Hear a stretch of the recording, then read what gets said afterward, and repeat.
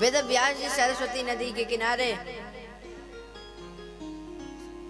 बैठे हुए थे। नारद जी ने देखा ये वेद व्यास जी इतने दुखी मन से क्यों बैठे हुए हैं, क्या कारण है। वेद व्यास जी के पास गए।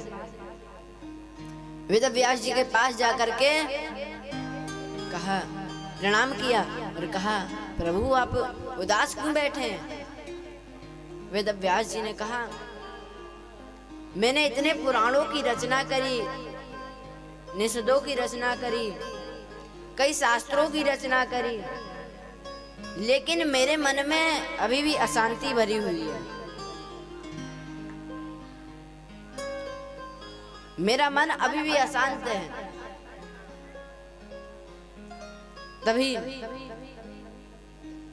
नारद जी ने कहा, मैं आपको अपने पूर्व जन्म की कथा श्रवण कराता हूं। वेद व्यास जी ने कहा, ठीक है। नारद जी ने कहा कि मैं एक दासी का पुत्र था। नारद जी एक दासी के पुत्र थे। उनकी माता गौशाला में काम किया करती थी। चतुर्मास चल रहा था तो संत कहीं आते जाते नहीं है, एक जगह बैठ के भगवान का चिंतन मनन करते हैं। और उस समय हमारे गांव में बहुत संत आए थे। जब नारद जी के घर में संत आते, माता बुलाती संतों को। जब नारद जी देखते कि हमारे घर में संत आ रहे तो क्रोधित होते। जब क्रोधित हो जाते, जब क्रोधित होते कहते, माँ आप इनको मत बुलाया करो।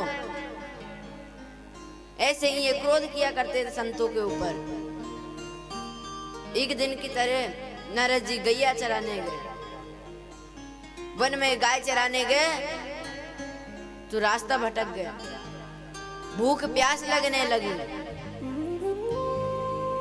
जैसे ही भूख प्यास लगने लगी तो उन्हें एक आश्रम दिखा।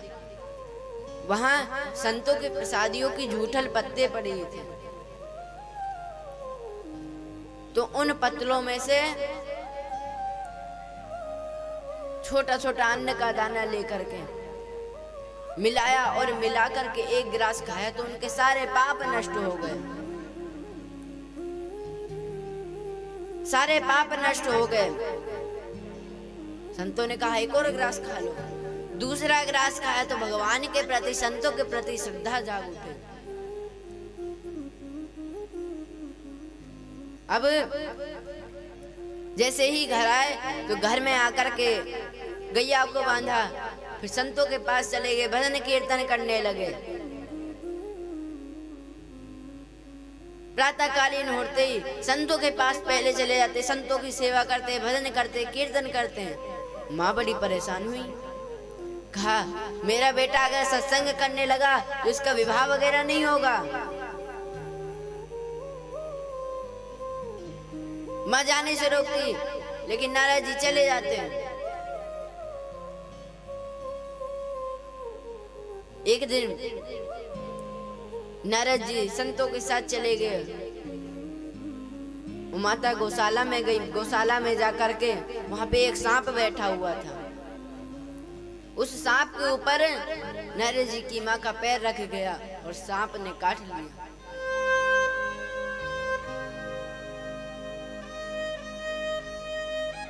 जैसे ही काटा, पूरे गांव वाले आगे। नारद जी आए, देखा, अरे मेरी माँ की मृत्यु हो गई। तो उनके आंखों से आंसू, एक से गर्म आंसू, एक से नरम आंसू। गर्म आंसू इसलिए कि माता मन गई है, बड़ा दुख हुआ। और नरम इसलिए कि माता की मृत्यु हो गई। अब भगवान का भजन करने से कोई नहीं रोकेगा। स्वतंत्र हो जाएंगे, संतों के साथ रहने लगे। जब संतों के साथ रहने लगे तो संतों ने उन्हें एक मंत्र दे दिया। कहा, इस मंत्र का जाप किया करो। कौन सा मंत्र? ओम नमो भगवते तुभ्यम वासुदेवाय धीमहि प्रद्युम्नाय निरुद्धाय नमः संकर्षणाय च। इसी का पाठ किया करो। नारद जी पाठ करने लगे, समाधि में बैठ गए, बहुत समाधि। तभी एक आकाशवाणी हुई, नारद मैं तुम्हें इस जन्म में नहीं, अगले जन्म में दर्शन दूंगा। जैसे ही नारद जी ने ये बात सुनी तो सृष्टि में प्रलय आ गया। उसी समय नारद जी की मृत्यु हो गई। उनका अगला जन्म हुआ तो ब्रह्मा जी के 10 पुत्रों में से 10वें पुत्र नारद जी हुए। जब नारद जी का जन्म हुआ तो नारद जी नारायण नारायण करते हुए पहुंच गए भगवान विष्णु के पास। भगवान विष्णु ने कहा, नारद तुम गाते बड़ा अच्छा हो, तुम्हें बजाने के लिए कुछ चाहिए, वरदान मांगो, क्या चाहिए? नारद जी ने कहा, प्रभु आप मेरे को वीणा दे दीजिए। भगवान ने तुरंत लक्ष्मी जी के यहाँ से जो वीणा मिली थी वो तुरंत ही नारद जी को दे दी। और नारद जी वीणा बजाकर भगवान को कीर्तन सुना के चले गए। मेरो मन लाग्यो बरसाने में, जहाँ बिराज राधा रानी। मेरो मन लाग्यो बरसाने में, जहाँ बिराज राधा रानी। मेरो मन लाग्यो बरसाने में, जहाँ बिराज राधा रानी। ओ मन हट गया दुनियादारी से, मन हट से। ओ मन हट गयो दुनियादारी से, मन हट गयो दुनियादारी से। ओ जहाँ मिले खारा पानी, मेरो मन लाग्यो बरसाने में, जहाँ विराज राधा रानी। मेरो मन लाग्यो बरसाने में, जहाँ विराज राधा रानी। जय हो। तालियों से करते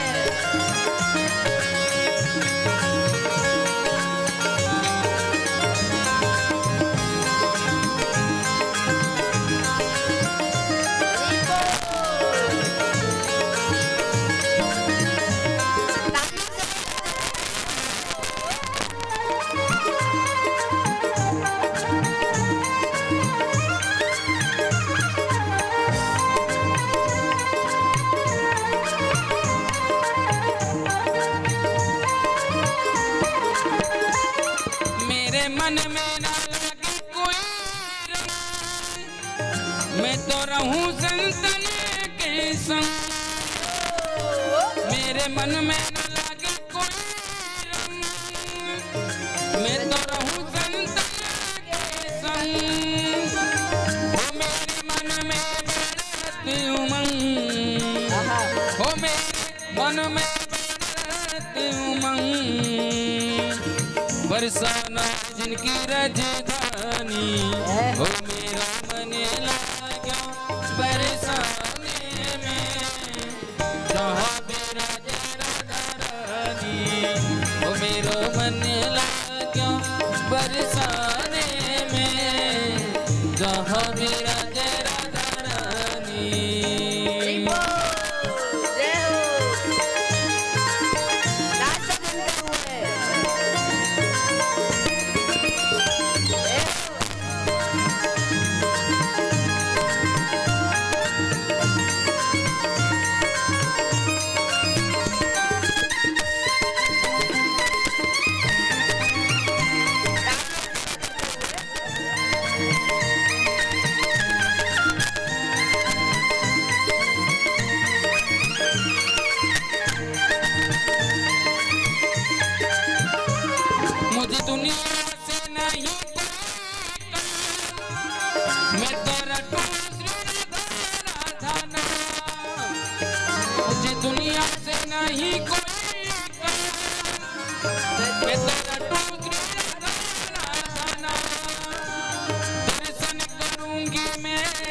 सुबह शाम, जय हो। दर्शन करूंगी मैं सुबह शाम, मेरे मन में श्याम दीवानी, जय हो। मेरो मन लागे बरसाने में, जहाँ बिराजे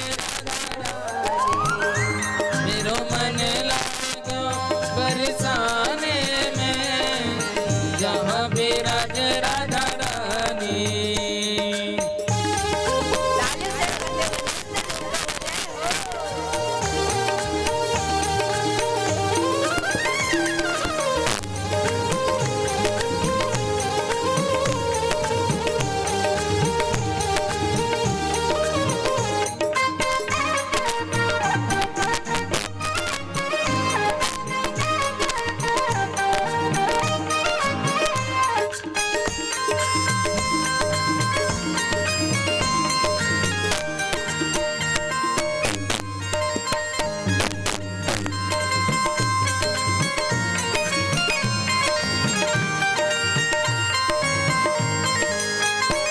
मुझे दुनिया से नहीं लेना देना, जय हो। ये जगत है झूठा सपना, मुझे दुनिया से नहीं लेना देना, ये जगत है झूठा सपना, ये कोई नहीं है अपना, ओ यहाँ कोई नहीं है अपना, मेरी अपनी बस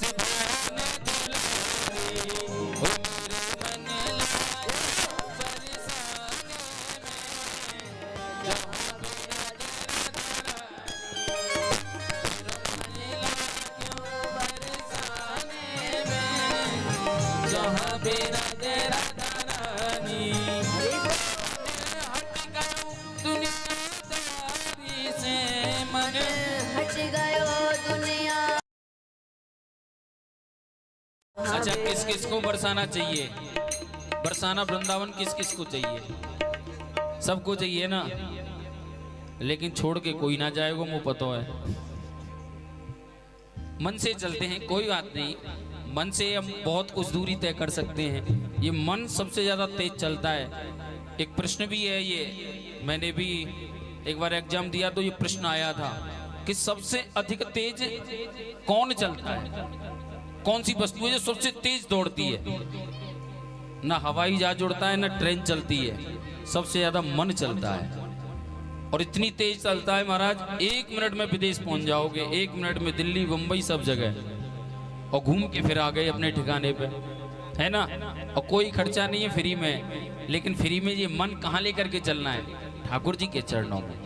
वहां अगर आप मन लगाते हैं, एक क्षण भी उनको देते हैं, तो वो प्रसन्न हो जाएंगे और साथ में गाएंगे, ओ मेरो मन लाग्यो बरसाने में, जहाँ बिराजे राधा रानी, ओ मेरो मन लाग्यो।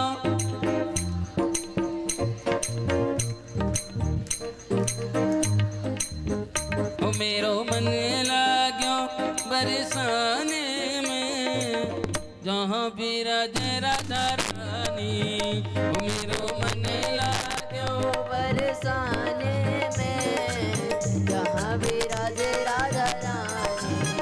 ओ मन हट गया दुनियादारी से, हट गयो दुनियादारी से, ओ मन हट गया दुनियादारी से, मन हट गयो दुनियादारी से, जहाँ मिले खारा पानी। आपने ब्रज का पानी तो पिया ही होगा। पूरे ब्रज में खारी पानी है, मीठा नहीं है। मीठा तो ये आरओ का आता है, तभी बस पीना पड़ता है। खारी क्यों है? ये खारी जल इसलिए है, ब्रज 84 कोस में खारी है। क्यों?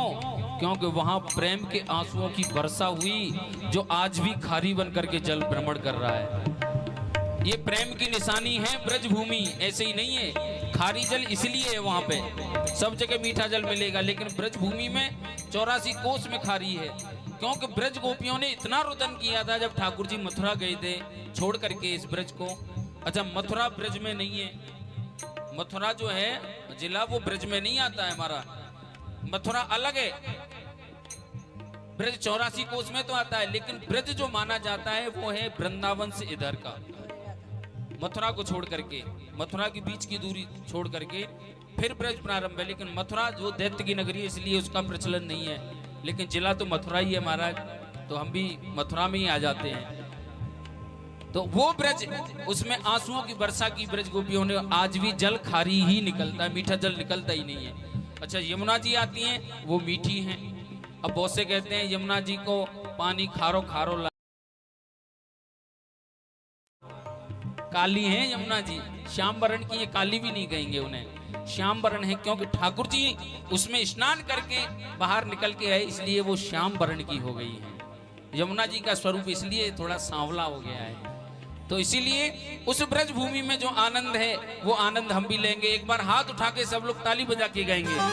ओ मेरो मन लाग्यो बरसाने में, जहाँ भी राधे राधा रानी, मेरो मन लाग्यो बरसाने में, जहाँ भी राधे राधा रानी। जय हो। ओ मन हट गयो दुनियादारी से, मन हट गयो दुनियादारी से, जहाँ मिले खारा पानी, ओ मेरो मन लाग्यो बरसाने में, जहाँ भी राधे राधा रानी, मेरो मन लाग्यो बरसाने में, जहाँ मिले श्याम प्यारी। ओ मेरो मन लाग्यो बरसाने में, जहाँ भी राधे राधा रानी, मेरो मन लाग्यो बरसाने में, जहाँ मिले राधा रानी।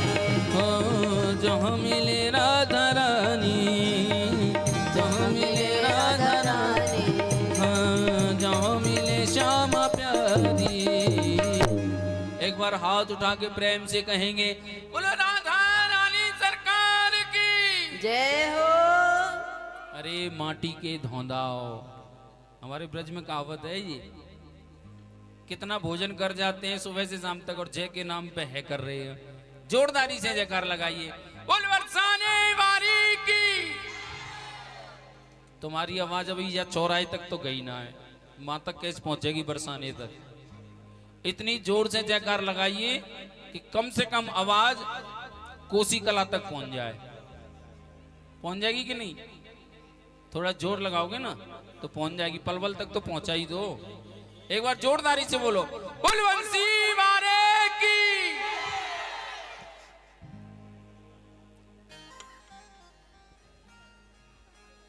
बोलिए श्रीमद् भागवत महापुराण की। आज नारद जी वहां से कीर्तन करते हुए गए। माता लक्ष्मी ने कहा, प्रभु ये आपने क्या करा? मेरे मायके से आई हुई बीड़ा आपने उस भक्त को दे दी। आप इतना प्रेम करते हैं अपने भक्त से। प्रभु ने कहा, अगर मेरे भक्त अगर आपको भी मांगे ना तो मैं आपको भी दे दूं। वो तो आपकी मायके की बीड़ा थी। आज जैसे ही ये बात प्रभु ने माता लक्ष्मी से कही, इधर नारद जी ने अपनी कथा श्रवण कराई और कहा, कलयुग का अंत हो, द्वापर